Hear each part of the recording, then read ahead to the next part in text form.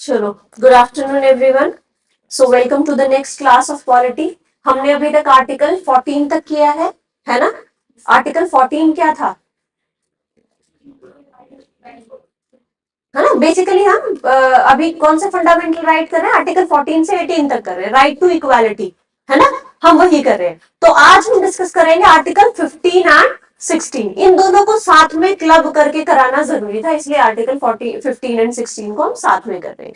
क्योंकि आर्टिकल 15 बात करता है स्पेशल प्रोविजंस की, वो एजुकेशन इंस्टीट्यूशंस में बात करता है, जिसको हम रिजर्वेशन कहते हैं। आर्टिकल 16 बात करता है in the matter of employment, है ना, नौकरी के केस में। तो दोनों को मिलाकर के यूज करते हैं, दोनों मिलते जुलते से आर्टिकल से। तो बेसिकली हमें एक तो आर्टिकल की ना एग्जैक्ट लैंग्वेज पता होनी चाहिए।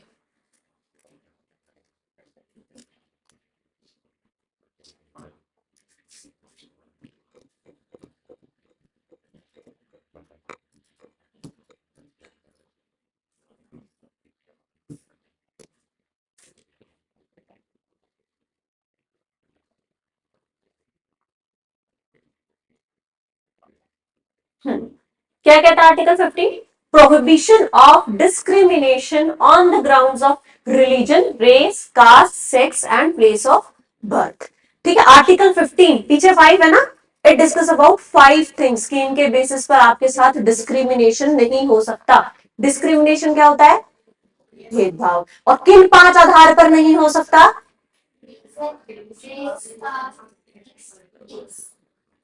है ना, कि आपका रिलीजन क्या है, हिंदू हो या मुसलमान हो, आपकी रेस क्या है, आपकी कास्ट क्या है, आपका सेक्स क्या है, मेल है या फीमेल है या थर्ड जेंडर है, या प्लेस ऑफ बर्थ, आप किस जगह पर पैदा हुए। इन 5 आधार पर आपके साथ डिस्क्रिमिनेशन नहीं हो सकता। क्या बाकी के आधार पर हो सकता है? हो सकता है। ठीक है, किसी और को चांस मिल सकता है, पर इन 5 आधार पर ये कह रहा है कि नहीं होगा। तो आर्टिकल 15 का सब क्लॉज है ए, सब सेक्शन जिसको कह सकते हैं, sub section. The state shall not discriminate against any citizen on grounds of only of, इसीलिए ओनली शब्द का इस्तेमाल हुआ है, समझे, है ना। ओनली शब्द का इस्तेमाल क्यों हुआ है? क्योंकि इन केवल 5 आधार पर नहीं कर सकते, बाकी आधार पर भेदभाव किया जा सकता है। ठीक है, पॉजिटिव तरीके से बोला गया है कि डिस्क्रिमिनेशन हो सकता है। ठीक है, सो बेसिकली किन 5 आधार पर? Religion, race, caste, sex, place of birth. ठीक है, और ये तो देखो आर्टिकल का सब सेक्शन 1 बात करता है कि इन 5 आधार पर स्टेट शैल नॉट डिस्क्रिमिनेट, सरकार भेदभाव नहीं करेगी इन 5 आधार पर। इसका सब सेक्शन 2 कहता है और कोई सिटीजन भी नहीं कर सकता। तो ये राइट आर्टिकल 15 किसके अगेंस्ट मिला हुआ हमें? स्टेट के अगेंस्ट में मिला हुआ है। और इसका सबसेक्शन 2 कहता है कि इंडिविजुअल भी, कोई इंसान भी इन 5 आधार पर आपके साथ भेदभाव नहीं कर सकता। किस चीज में भेदभाव नहीं कर सकता? कि आप शॉप पर नहीं आएंगे, पब्लिक रेस्टोरेंट में नहीं आएंगे, होटल्स में नहीं आएंगे, प्लेसेस ऑफ पब्लिक एंटरटेनमेंट पर नहीं जाएंगे। इन 5 आधार पर कोई इंडिविजुअल भी नहीं कर सकता, है ना। और दूसरा, वेल्स, कुएं, tank, bathing ghats and roads, places of public resort maintenance, जो कि स्टेट फंड से बनाई गई है, जनरल पब्लिक के यूज की है, आपको उनको इस्तेमाल करने से रोका नहीं जा सकता, या आपके साथ भेदभाव नहीं किया जा सकता इन 5 आधार पर। समझे? तो 1 बात करता है कि स्टेट शेल नॉट डिस्क्रिमिनेट, और शेल का इस्तेमाल तो मैंने आज ही सिखाया है आपको, है ना, कंपलसरी है ये कि नहीं कर सकता। देन 2 किसी सिटीजन या इंडिविजुअल के बारे में बात करता है। अब हम सेक्शन 3 के, सब सेक्शन 3 के बारे में बात कर सकते हैं कि इस आर्टिकल में चलो हमने बोल तो दिया कि डिस्क्रिमिनेशन नहीं होगा, बट स्टेट को रोका नहीं जा सकता कोई भी स्पेशल प्रोविजन बनाने से चिल्ड्रन और वुमेन के लिए। आप ये नहीं कह सकते कि अच्छा आप तो कह रहे थे कि सेक्स के आधार पर भेदभाव नहीं होगा, पर आप वुमेन को तो रिजर्वेशन दे रहे हो, हमें तो नहीं दे रहे, है ना। तो इसीलिए एक क्लॉज इंसर्ट किया गया इस आर्टिकल में कि कोई भी इस आर्टिकल की जो भाषा है ये हमें क्या नहीं कर, किसी स्टेट को करने, क्या नहीं करने से रोक सकती है? वुमेन और चिल्ड्रन के लिए स्पेशल प्रोविजन बनाने से नहीं रोक सकती है। कि ठीक है हम डिस्क्रिमिनेशन नहीं करेंगे, पर आप जब इनके लिए प्रोविजन बना रहे हो तब नहीं बोलोगे। ठीक है, फिर एक और इंसर्शन हुआ, shall prevent the state from making any special, ये भी और आर्टिकल 29 भी क्या नहीं करेगा, नहीं रोकेगा। किनके लिए? Socially and educationally backward classes या शेड्यूल कास्ट, शेड्यूल ट्राइब के लिए प्रोविजन बनाने के लिए। ठीक है, कि इनके आधार पर इनके लिए स्पेशल प्रोविजन हम बना सकते हैं। आप ये नहीं कहोगे, आप तो कह रहे थे कि इक्वल ट्रीट करेंगे, डिस्क्रिमिनेट नहीं करेंगे कास्ट के बेस पे, फिर ये क्या कर रहे हो? आप ऐसे नहीं बोल सकते। ठीक है, तो आर्टिकल समझ में आ गया। अब ये बात करता है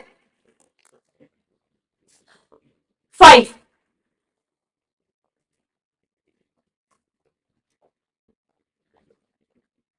कि ये जो रिजर्वेशन की बात की मैंने कि स्पेशल जो है वो ट्रीटमेंट दिया जा सकता है एससी और एसटी को, वो कहां कहां एप्लीकेबल है? चाहे वो एडेड है, चाहे अनएडेड है, चाहे माइनॉरिटी का है, चाहे क्लॉज 1 आर्टिकल 30 में मेंशन, आर्टिकल 30-29 तक हम आएंगे आगे, है ना। तो आपके कल्चरल एंड एजुकेशनल राइट्स है। तो ये कह रहा है कि ये जो मैंने कहा कि स्पेशल प्रोविजन एससी एसटी के लिए बनाए जा सकते हैं, तो ये किन किन पे एप्लीकेबल है? एडेड का मतलब जिसको सरकार से सहायता मिल रही है, अनएडेड का मतलब जिसको नहीं मिल रही है, या कोई माइनॉरिटी इंस्टीट्यूशन हो। माइनॉरिटी का मतलब जो माइनॉरिटी कम्युनिटी के लिए बनाया गया हो, उन सब में एससी एसटी के लिए रिजर्वेशन लागू होगा। ठीक है, देन ये कहता है 6 में कि आप हमें इकोनॉमिकली वीकर सेक्शन के सिटीजन के लिए भी ये चीजें करने से नहीं रोक सकते। बस यही तक है, 6 क्लॉज तक है। ओके, तो आपने क्या क्या सीखा? पहला तो पहली चीज तो ये क्या कहता है कि आपको इन 5 आधार पर डिस्क्रिमिनेट नहीं किया जाएगा, आपके साथ भेदभाव नहीं किया जाएगा। दूसरी बात ये कहता है कि स्टेट नहीं करेगी। ये सबसेक्शन 2 कहता है कि बेसिकली आपके कोई सिटीजन भी इन आधार पर आपको इन 2 जगहों पर जाने से नहीं रोक सकते, पब्लिक प्लेसेस पर। पहला तो क्या? शॉप्स पर, public restaurant, hotels and places of public entertainment पर जाने से नहीं रोक सकते। दूसरा, ऐसी चीजें जो पार्शियली या कहीं ना कहीं स्टेट से फंडेड है, ऐसी जगह पर भी आपको जाने से नहीं रोका जा सकता इन 5 आधार पर। तीसरे में यह बात करता है कि वुमेन और चिल्ड्रन के लिए हम स्पेशल प्रोविजन बना सकते हैं, आर्टिकल हमें रोकेगा नहीं। देन एससी एसटी के लिए बना सकते हैं। फिर उन्होंने कहा 5वें में कि एससी एसटी के लिए कहां कहां एप्लीकेबल होंगे special provision? Aided, unaided, minority institutions में लागू होंगे। देन 6 में क्या क्या बोलता है ये कि आप इकोनॉमिकली वीक, ईडब्ल्यूएस रिजर्वेशन जिसको कहते हैं, कि इकोनॉमिक वीकर सेक्शन के लिए भी प्रोविजन बनाने से आप इस आर्टिकल का नाम लेकर के हमें नहीं रोक सकते। ठीक है, ऐसा सरकार बोलती है। तो आपका आर्टिकल 15 हो गया। आप मोटी मोटी सी ये चीजें नोट करेंगे। 4 को ध्यान रखना, क्योंकि 4 की कंपैरिजन ये मैं भेज दूंगी, टाइम लग जाएगा इसमें। ये क्लॉज 4 को देखो ध्यान से एक बार।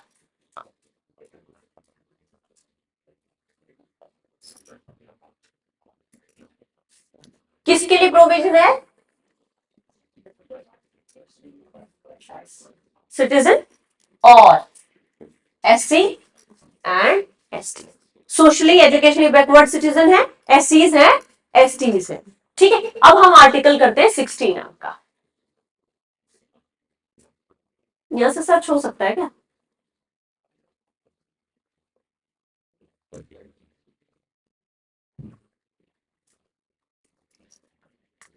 मैं इसी से देखती हूँ, तो आप अपना इससे सर्च कर लिया करो।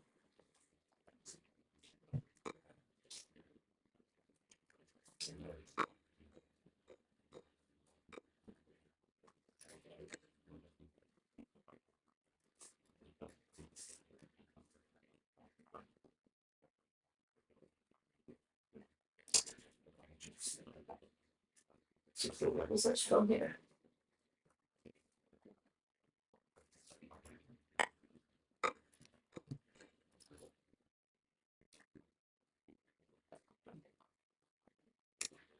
ठीक है, अब ये आर्टिकल 16 क्या बोलता है? Equality of opportunity in the matters of public employment. 15 में तो क्या कर रहा है कि भेदभाव नहीं करेंगे। अब 16 में क्या कह रहा है कि हम जो है इक्वालिटी देंगे, किस चीज में? अपॉर्चुनिटी देंगे सबको इक्वल, किन में? मैटर ऑफ पब्लिक एम्प्लॉयमेंट में। सरकारी नौकरियों में सबको समान अवसर दिए जाएंगे, आर्टिकल 16 ऐसा कहता है। ठीक है, तो पहले में वही बात करेगा, there shall be equality of opportunity for all the citizens. Then दूसरा क्या कहता है? No citizen shall on grounds of इन इन सबके अब इसमें एक चीज और ऐड हुई है, religion, race, caste, sex, descent, place of birth, resident. Residence अलग होता है, प्लेस ऑफ बर्थ अलग होता है ना। रेजिडेंस जहां आप रह रहे हो, प्लेस ऑफ बर्थ जहां आपका जन्म हुआ है। ठीक है, तो ये कह रहा है कि और दो चीजें और ऐड कर दी। डिसेंट का मतलब आप किस फैमिली से ओरिजिनेटेड हो, कहां से आए हो, आपके पुरखे कहां थे, इस चीज को लेकर के डिस्क्रिमिनेट नहीं किया जा सकता। ठीक है, देन ये कह रहा है कि इस आर्टिकल में कोई भी ऐसी चीज नहीं है जो प्रिवेंट कर दे पार्लियामेंट को ये लॉ बनाने के, class and employment appointment in office under government of India, वो चाहे जिसके लिए अपॉइंटमेंट के रूल्स बना सकती है। इसीलिए रिजर्वेशन पे किसका राइट है लॉ बनाने का, पार्लियामेंट। ठीक है, अब 4 क्या कहता है, मैंने कहा था 4 ध्यान से पढ़ना। Nothing in this article shall prevent state from making any provision for the reservation of appointments or post in favor of any backward class of citizen। वहां पर क्या था, बैकवर्ड क्लास, सोशली और एजुकेशनली बैकवर्ड था, basically particularly mention किया था क्या, socially and educationally backward. ये कह रहा है एनी क्लास ऑफ बैकवर्डनेस, तो बैकवर्डनेस का कोई क्राइटेरिया नहीं रखेंगे, है ना। तो आप ये नहीं कह सकते कि आपने 15 में तो कहा था कि सोशली और एजुकेशनली बैकवर्ड क्लासेस के साथ डिस्क्रिमिनेशन नहीं किया जाएगा, तो अब यहां पर एनी बैकवर्ड क्लास दे दिया। तो वाइडर एरिया है ना 16 क्लॉज 4 का एज कंपेयर टू 15(4) के, तो ये वाइडर है इन ओपिनियन ऑफ स्टेट। अगर स्टेट को लगे, स्टेट का मतलब क्या, सरकार, सरकार को लगे is not adequately represented in services under the state, अगर उनको लगे कि ये कम्युनिटी या ये बैकवर्ड क्लास एडिक्वेटली का मतलब सफिशिएंट रूप से रिप्रेजेंटेड नहीं है सर्विसेज में, इसके इतने नंबर ऑफ मेंबर्स नहीं है, तो उसके लिए प्रोविजन बना सकती है। ठीक है, 4A और B बेसिकली मैं आपको समझाऊंगी, प्रमोशन में कॉन्सिक्वेंशियल सीनियरिटी की बात करता है ये। ठीक है, ये कहता है nothing in this article shall prevent state from making any provision for reservation in matters of promotion with consequential seniority to any class or post। ठीक है, ये कहता है कि आप हमें consequential seniority करने से नहीं रोक सकते प्रमोशंस में। देखो इंदिरा साहनी केस आया तो उसने साफ साफ कहा, ये आगे मैं पूरा कराऊंगी डिटेल में कि इंदिरा साहनी केस बेसिकली कैसा है। उसमें कहा कि आप जो प्रमोशन में रिजर्वेशन नहीं दोगे, जॉब्स में दे दो, एम्प्लॉयमेंट में दे दो, प्रमोशन में देने का क्या मतलब है कि बेसिकली हम तो पब्लिक अपॉर्चुनिटी की बात कर रहे हैं ना, कि पब्लिक अपॉर्चुनिटी सबको समान रूप से मिले, तो आप रिजर्वेशन में मत देना। बट दे सेज कि हम चाहे तो ऐसा कर भी सकते हैं। कॉन्सिक्वेंशियल सीनियरिटी क्या होती है, suppose a person A is from general category और वो अभी लेवल 4 पर है गवर्नमेंट जॉब, लेवल 3 पर है गवर्नमेंट जॉब पे। ठीक है, अनदर पर्सन बी वो है रिजर्व कैटेगरी से, SC ST से कह सकते हैं, एंड लेवल 3 पर ही है एट प्रेजेंट। प्रमोशन की बात हुई तो देखा गया कि लेवल 4 पर जहां पर प्रमोशन होना था कोई भी इस यहां से नहीं है, रिजर्व कैटेगरी से नहीं है, so this person will be promoted to level 4, क्योंकि इसने कहा कि एडिक्वेटली रिप्रेजेंटेड नहीं होंगे तो हम प्रमोट करेंगे, या हम तो इनफैक्ट रिजर्वेशन भी प्रोवाइड करेंगे, है ना। तो इसको प्रमोट कर दिया गया, लेवल 4 पर पहुंच गया ये बंदा बी। अब कुछ दिन के बाद इस ए का भी प्रमोशन हुआ और ये लेवल 4 पर पहुंचा, तो ये कह रहा है कि कौन होगा सीनियर, क्योंकि ये तो साथ में ही थे ना दोनों जने, या ऐसा भी हो सकता है कि ए वॉज द सीनियर, पर अब प्रमोट पहले बी हुआ था फिर ए हुआ है, तो who will be the senior, consequential seniority कहते हैं कि B will be the senior, भले ही वो कैटेगरी वाइज प्रमोशन लेकर के ऊपर गया। इसको कहा कॉन्सिक्वेंशियल सीनियरिटी। ठीक है, आगे बात समझ में। तो ये कह रहा है कि ये करने से भी आप हमें नहीं रोकोगे। अब ये कह रहा है कि स्टेट को नहीं रोका जा सकता, अनफुलफिल्ड वैकेंसी है जो 1 साल की, उनको बैक लेकर के, बैकलॉग लेकर के अगले साल एडवर्टीजमेंट करने का। ठीक है, इसको लेकर के केस आया था जो मैं आगे बताऊंगी कि 50% होना चाहिए, ऐसा 50% कोटा को वैकेंसीज जो रिजर्वेशन है वो वायलेट नहीं करेगा, है ना। फॉर एग्जाम्पल 100 पोस्ट है, उसमें से कितनी पोस्ट रिजर्व रहेंगी, ज्यादा 50 रिजर्व रह सकती है, 50 शुड बी अनरिजर्व। फिर कुछ दिन के बाद ईडब्ल्यूएस आया 103 कॉन्स्टिट्यूशनल अमेंडमेंट से, उन्होंने कहा कि हम ये 10% कहां से दे रहे हैं, इस 50% में से दे रहे हैं। तो उन्होंने कहा कि आपने तो पहले ये कहा था कि 50% होना चाहिए, कि 50% से ऊपर जो रिजर्वेशन नहीं होना चाहिए, तो जनरल कैटेगरी के हिस्से का चला गया। तो उन्होंने कहा कि जनरल कैटेगरी के हिस्से का किसको दिया, जनरल कैटेगरी के ही जो बेसिकली इकोनॉमिकली बैकवर्ड लोग थे उन्हीं को तो दिया ना। तो कोर्ट ने इसको वैलिड डिक्लेयर किया था कि this is valid, this is not invalid. तो इस ग्राउंड पर आप इसको चैलेंज नहीं कर सकते कि 50% का क्राइटेरिया वायलेट कर रहा है, क्योंकि एससी एसटी को तो नहीं मिल रहा था ना, ओबीसी को तो इसमें से रिजर्वेशन नहीं मिल रहा था इस 10% में से, जनरल कैटेगरी को ही मिल रहा था। पर जनरल कैटेगरी के भी किनको, जिनका एजुकेशन सॉरी इकोनॉमिकली बैकवर्डनेस थे। ठीक है, तो मैं छठे पे बात करूं, छठा सेक्शन। अच्छा, पांचवा तो वो सेम होगा।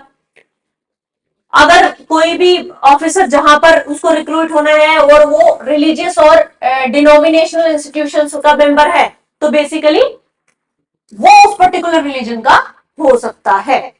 फॉर एग्जाम्पल किसी मंदिर में, मंदिर है गवर्नमेंट के अंडर आता है और उसमें किसी पुजारी की पोस्ट निकली है, या आर्मी में निकलते हैं जैसे, तो वो कह रहा है कि वो पर्टिकुलर रिलीजन का आदमी हो सकता है, वहां आप कंडीशन लगा सकते हो।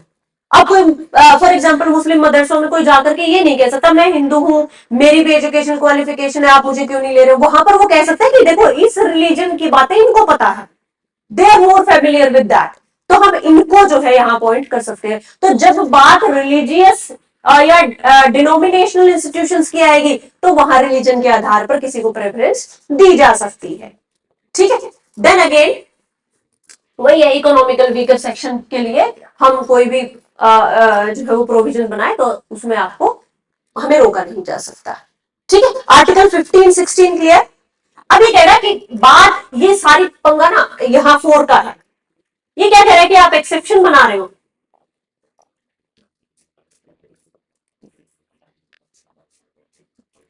क्योंकि आपने आर्टिकल 15 16 में क्या बोला कि सबको बराबर रिप्रेजेंटेशन मिलेगी, कोई डिस्क्रिमिनेट नहीं किया जाएगा। तो 4 क्या है, क्या एक्सेप्शन है आर्टिकल 14 का और 15 का। 4 पढ़ के देखो, 4 कहता है कि मैटर ऑफ पब्लिक एम्प्लॉयमेंट में रिजर्वेशन दिया जा सकता है, ये कहता है एक्सेप्शन नहीं है। इसको आप ये नहीं कह के सीख कर सकते कि मेरा फंडामेंटल राइट है मुझे चाहिए, ये गवर्नमेंट का डिस्क्रिशन है। ठीक है, डिस्क्रिशन का मतलब इच्छा है। This is not an exception, exception to article 15 and 16, it is just a discretion। ठीक है, just a discretion। फोर्थ वाला section,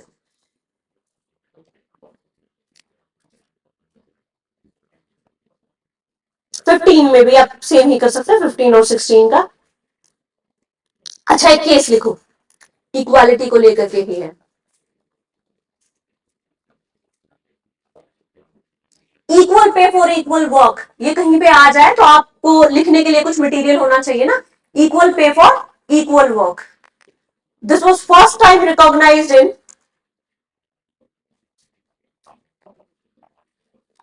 this was first time recognized in Indian Oil Corporation versus Indian Oil Corporation versus Chief Labor Commissioner, chief labour commissioner case. इस case में सबसे पहले बात उठी कि इक्वल काम करने के लिए इक्वल पे मिलनी चाहिए। एक बार फिर से बोल देती हूं, Indian oil corporation versus chief labour commissioner case, first time equal pay for equal work के बारे में बात हुई। ठीक है, after that supreme court in Randhir Singh versus Union of India case 1982 1982।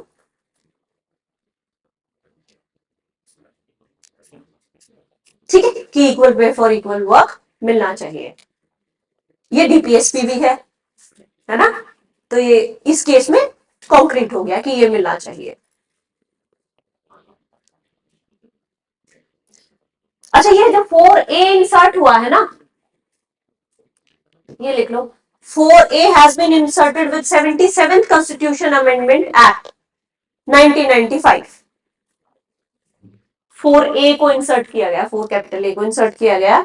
77th constitution amendment act 1995।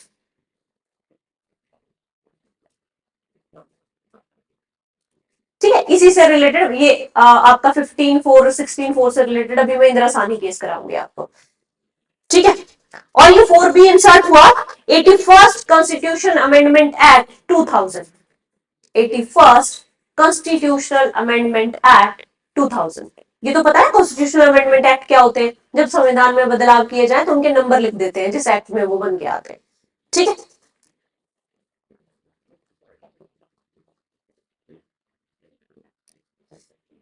Eighty-fifth constitution amendment act 2005।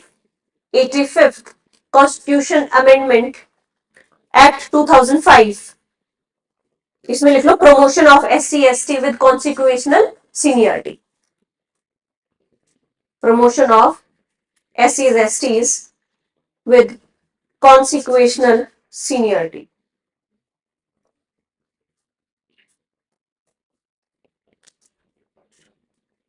consequential seniority। ठीक है,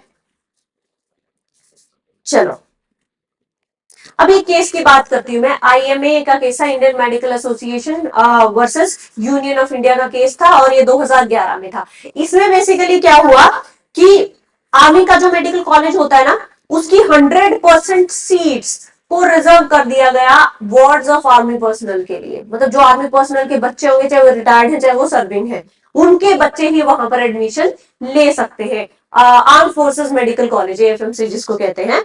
तो इसमें सुप्रीम कोर्ट ने इसको क्वेश कर दिया था, इस ऑर्डर को, कि ऐसे नहीं किया जा सकता। 100% किसी एक पर्टिकुलर सेक्शन के लिए नहीं रखा जा सकता, रिजर्वेशन यहां भी अप्लाई होगा। ठीक है, अब ये कहता है ये बेसिकली आर्टिकल कोर्ट ने कहा कि आर्टिकल 14, 15 एंड 19 का वायलेशन है ये, अगर आप 100% कहीं पर जो है वो रिजर्व कर देते हो। लिख लो बल्कि इस केस को ना, समटाइम्स केस पूछ लिया जाए is related to IMA, Indian Medical Association versus Union of India 2011।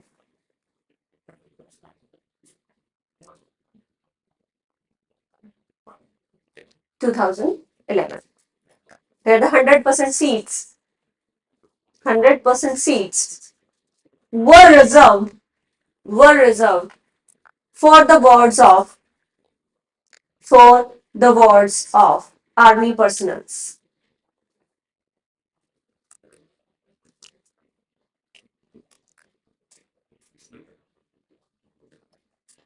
अच्छा, एक बड़ा इंटरेस्टिंग सा केस हुआ। वैसे एक स्टेटमेंट याद रख लेना इसकी, कि एक पोस्ट निकली कहीं पे एक हिस्ट्री प्रोफेसर के लिए। At a person applied who was from general category. तो उस जो है वो सीट के ऊपर उन्होंने रिजर्वेशन लगा करके और किसी एससी कैंडिडेट को, या पता नहीं ST कैंडिडेट को वो पोस्ट दे दी। तो that person went to court कि भाई जो सिंगल पोस्ट है उसको लेकर के आप रिजर्वेशन कैसे दे सकते हो? हाउ डू यू नो कि इस कैटेगरी के लिए रिजर्व है? तो कोर्ट ने कहा कि जब सिंगल पोस्ट एडवर्टाइज होगी तो वो रिजर्व कैटेगरी के लिए नहीं होगी। ठीक है, याद रखना है कि जब भी सिंगल पोस्ट होगी तो वो अनरिजर्व होगी। ठीक है, आफ्टर दैट आता है आपका Indira Sahni versus Union of India case 1992। बड़ा प्यारा केस है इंदिरा साहनी।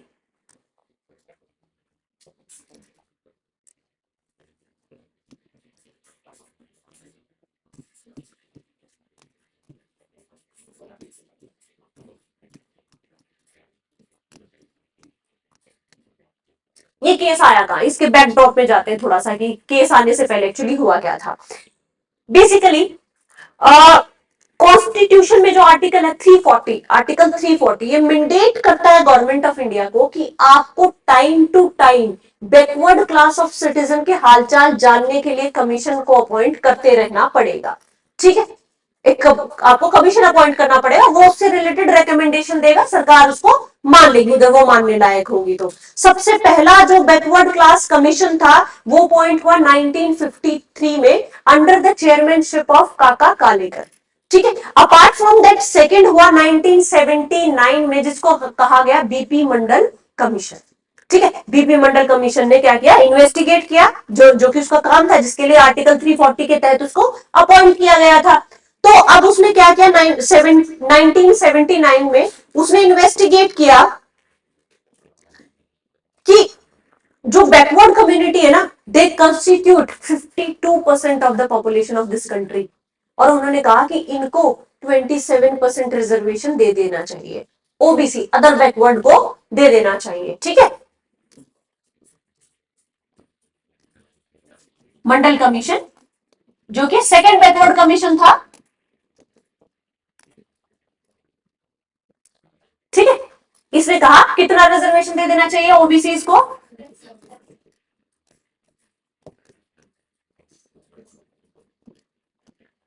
अब वीपी सिंह की गवर्नमेंट आती है 1990 में, एंड दे एग्रीड। ठीक है,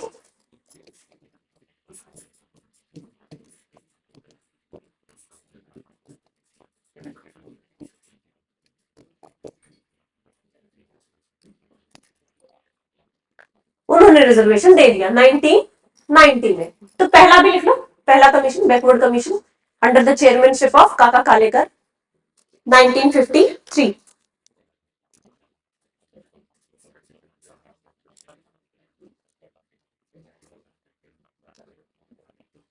ये कहता है, इसने कहा कि 52% लोगों को आवश्यकता है इसकी रिजर्वेशन, तो उसके अकॉर्डिंग करो। पर एक केस आया, MR Balaji versus state of Mysore, MR Balaji versus state of Mysore, क्योंकि मंडल कमीशन ने क्या कहा, 52%। केस आया MR Balaji versus state of Mysore 1963। देश सुप्रीम उसमें कोर्ट ने कहा कि बेसिकली 52% नहीं, आपको 50% तक ही रहना पड़ेगा, reservation should not exceed 50% in any given year. ठीक है, तो 50% की सीलिंग किसने लगाई, किस केस में कोर्ट ने लगाई, MR Balaji versus Union of India case में आई है। फंडामेंटल राइट्स में ना थोड़े केसेस इंपॉर्टेंट है please.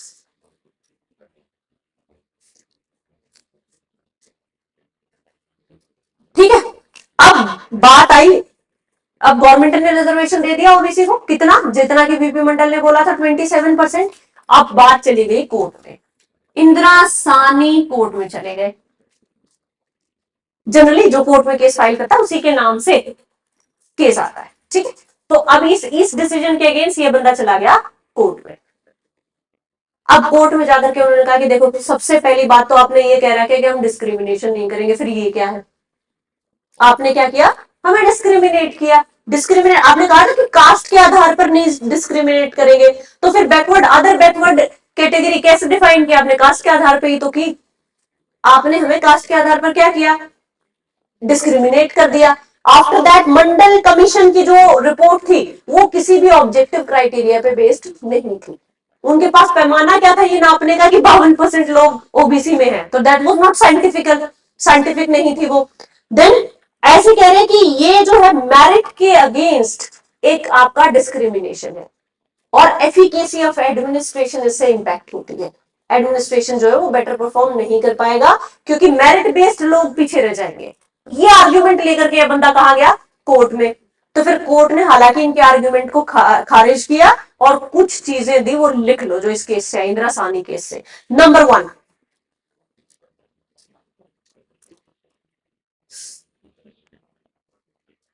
Backward class of people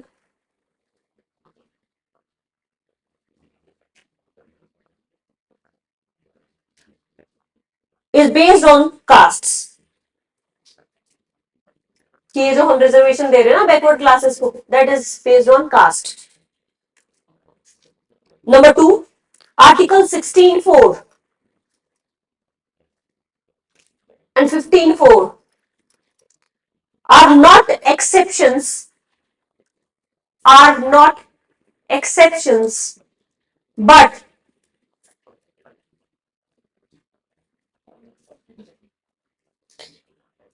it exemplifies, it exemplifies the reasonable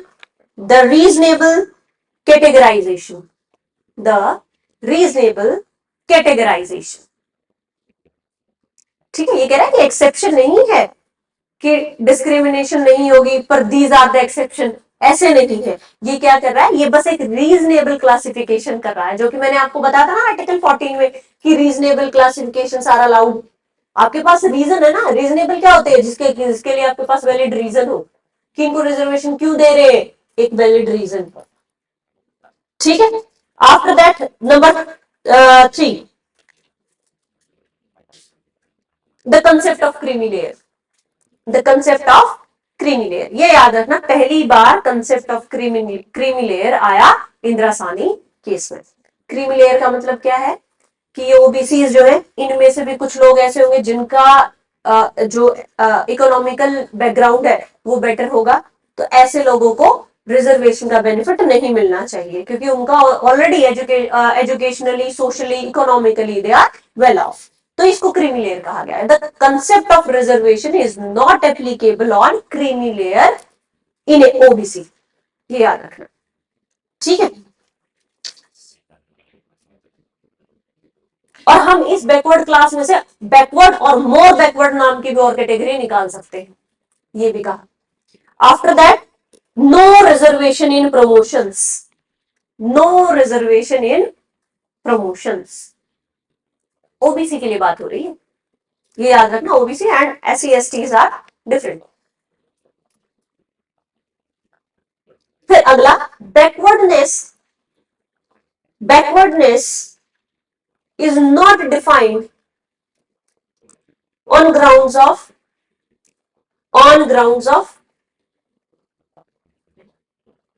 economic criteria या on economic criteria। ठीक है, कि हम बैकवर्डनेस जो कह रहे हैं ना, दिस इज नॉट इकोनॉमिक, ये इकोनॉमिक से संबंधित नहीं है। अभी पीछे भी गवर्नमेंट ने कहा था, जब हम बात करते थे रिजर्वेशन को, अभी ये तो 10 years के लिए आया था, इट शुड बी जो है वेट ऑफ, उसको चले जाना चाहिए। तो कोर्ट ने कहा कि हमारा इरादा रिजर्वेशन सिर्फ जो है वो इकोनॉमिक आधार पर देना नहीं है, कि कुछ लोगों ने गेन कर लिया है वो लेवल जो जनरल जो है कैंडिडेट का होता है, देन व्हाई रिजर्वेशन। तो कोर्ट ने कहा कि it's not economical, it's social. आज भी आप कास्ट की बात कर रहे हैं, इसका मतलब उस चीज से आगे नहीं निकले, है ना।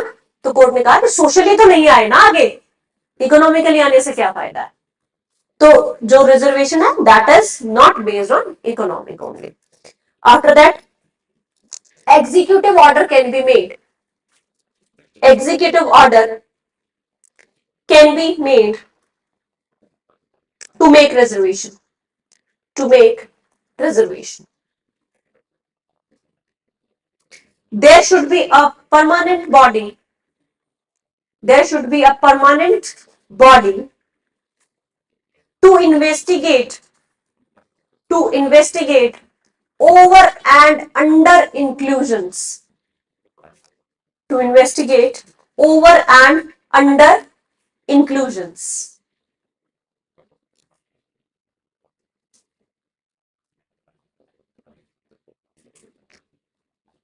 ठीक है,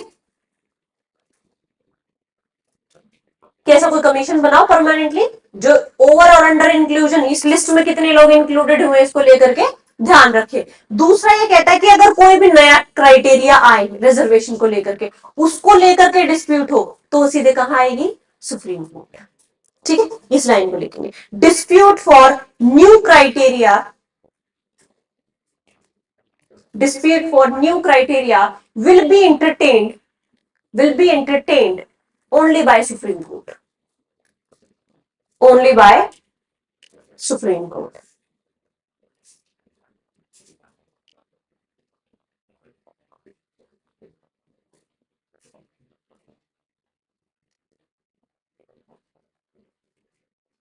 आगे समझ में कि क्या था बेसिकली बैकवर्ड कमीशन, वहां से आया आपका बीपी मंडल कमीशन, सेकेंड बैकवर्ड कमीशन था, उसकी रिपोर्ट को गवर्नमेंट ने मान लिया। फिर उसके बाद इंदिरा साहनी कोर्ट में चले गए, तो कोर्ट ने क्या क्या बातें बोली। अपार्ट फ्रॉम दैट 1992 में इंदिरा साहनी केस आया, दे सेड कि प्रमोशन में रिजर्वेशन नहीं होगा।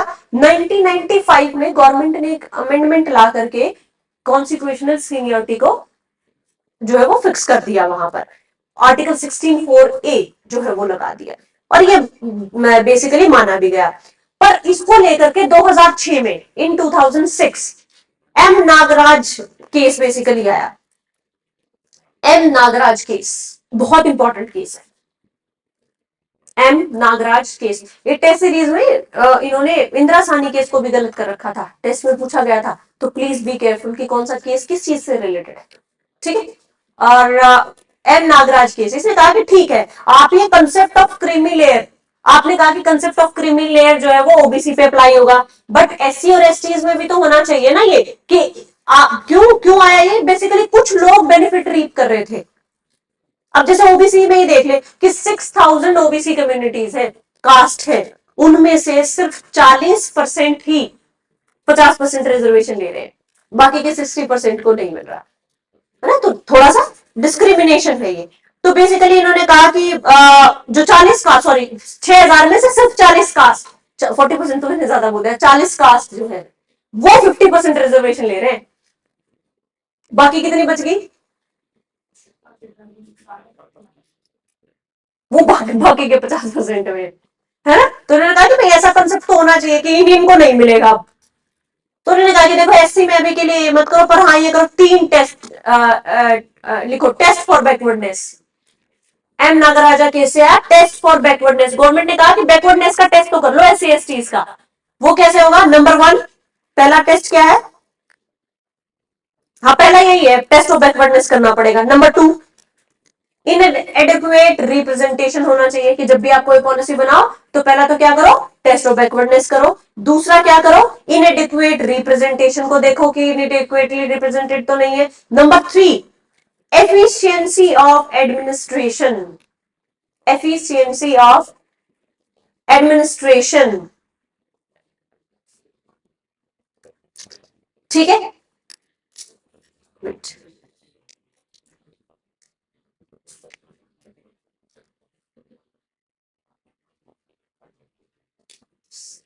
ये तीनों चीजें आपको चेक करनी चाहिए जब भी आप एससी एसटीज के लिए कोई प्रोविजन बनाए। तो बेसिकली इनडायरेक्टली क्रिमिलेयर ही आ गया कि आप ये तीनों चीजें चेक करोगे।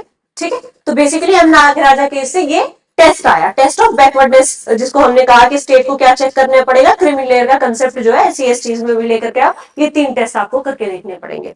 अपार्ट फ्रॉम दैट स्टेट जब भी प्रमोशन में रिजर्वेशन देगी उसकी डिस्क्रिप्शन है, आप इसको अपना फंडामेंटल राइट नहीं मान करके चलेंगे। ठीक है, तो आप लिख लो इस लाइन को, state has to reserve post in promotion, reserve post in promotion is only discretionary,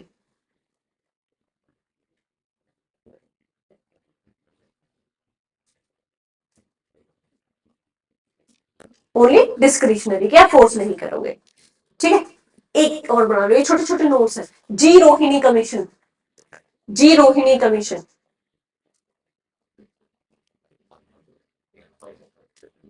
for OBC categorisation, for OBC categorisation, ये कमीशन बनाया गया, जी रोहिणी कमीशन बनाया गया कि आप ओबीसी को ना कैटेगराइज करो। क्यों, क्योंकि मैंने समस्या बताई ना आपको कि 6000 ओबीसी कास्ट है, उनमें से सिर्फ 40 कास्ट 50% रिजर्वेशन का बेनिफिट ले रही है।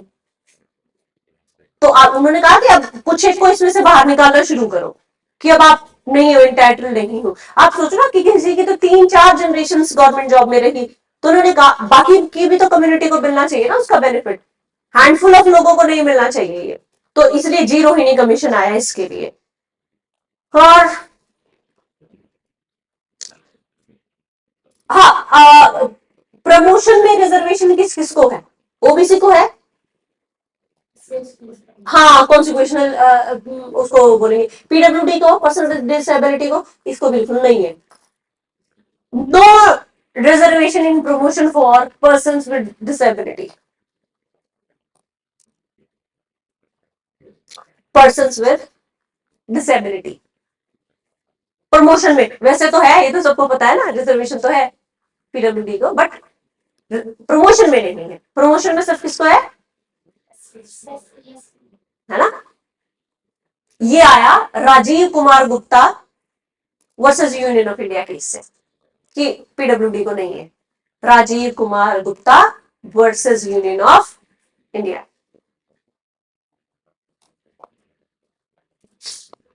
ठीक है, केसेस ज्यादा हो गए।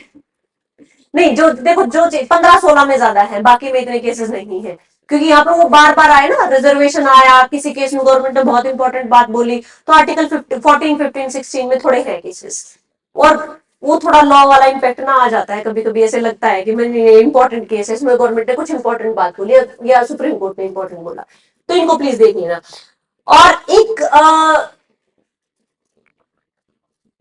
ये बोला था ना कि 50% क्राइटेरिया शुड बी केप्ट, है ना, कि 50% से ऊपर ये कैप लगा दी कि 50% से ऊपर रिजर्वेशन नहीं होगा। एक एक्सेप्शन है इसका, तमिलनाडु। कितना रिजर्वेशन है वहां पर? 69%। ये कैसे पॉसिबल हुआ? तमिलनाडु ने क्या किया, अपना रिजर्वेशन वाला एक्ट बना करके इसको 9th शेड्यूल में डाल दिया। अभी हुआ ना? हाँ, पिछले साल ही किया है। ठीक है, इनका कैसे बचा? अब वो तो चैलेंज हो जाएगा। ठीक है, अब ये क्या है, ये कैसे बच गया, इसको क्यों नहीं छेड़ पा रहे? इन्होंने क्या किया, इसको किया 69% और 9 शेड्यूल में डाल दिया। 9 शेड्यूल का आपको पता ही है कि 9 शेड्यूल का जुडिशियल रिव्यू नहीं होता था।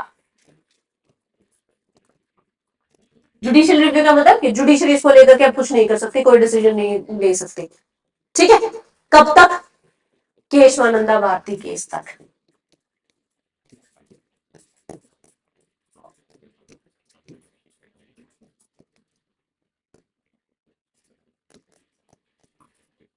डेट क्या थी? 24 अप्रैल। ये कह रहे इसके बाद अगर कुछ भी 9 शेड्यूल में डालोगे हम जुडिशियल रिव्यू कर सकते हैं, इससे पहले कुछ भी डला हुआ हो उसका जुडिशियल रिव्यू नहीं हो सकता। केशवानंदा भारती केस तो आप सबको पता होगा, बेसिक स्ट्रक्चर नहीं कराया ना मैंने अभी तक, आगे करेंगे हम। फंडामेंटल राइट खत्म हो जाए, कल हम लोग कर लेंगे 17 एंड 18, मतलब राइट टू इक्वालिटी आपका खत्म, क्योंकि 17, 18 बहुत छोटे छोटे से आर्टिकल्स है, तो 15, 16 ये क्लब करके कराने बहुत इंपॉर्टेंट थे। सारी इंफॉर्मेशन आ गई इंपॉर्टेंट जो आपके पास थी, अगर नहीं लगे तो आप लेक्चर रिवाइंड करके देख सकते हैं। ठीक है, किसी को कुछ नहीं समझ में आया? इंदिरा साहनी केस समझ में आ गया, बैकवर्ड कमीशन समझ में आ गया। ठीक है, बस यही बहुत इंपॉर्टेंट है, और इन आर्टिकल्स में क्या क्या कंटेक्स्ट दे रखा है ये समझ में आ गया। 1 में क्या है, क्लॉज 1 में क्या है, क्लॉज 2 में क्या है, 3 में क्या है, 4 में क्या है, 5 में क्या है, 6 में क्या है। ठीक है, ये ऑल द बुक्स में इतना, जो आपकी स्टैंडर्ड बुक है लक्ष्मीकांत पढ़ते उसमें इतना डिटेल में नहीं है, बट स्टिल हमें करना चाहिए, क्योंकि अब की बार 368 की डेफिनेशन पूछ ली थी एग्जैक्टली। और फिर पता भी होना चाहिए ना कि कैसे कैसे दे रखा है, ये चीजें तो सारी लिख रखी है, पर क्यों ना हम उनको सीक्वेंस में याद करें, क्लॉज ये और 1 ये कहता है, 2 ये कहता है, 3 ये कहता है, थोड़ा सा हार्डवर्क ही तो होगा। That's it. ठीक है, क्लियर है? So tomorrow we will go for article 17 and 18। Thank you.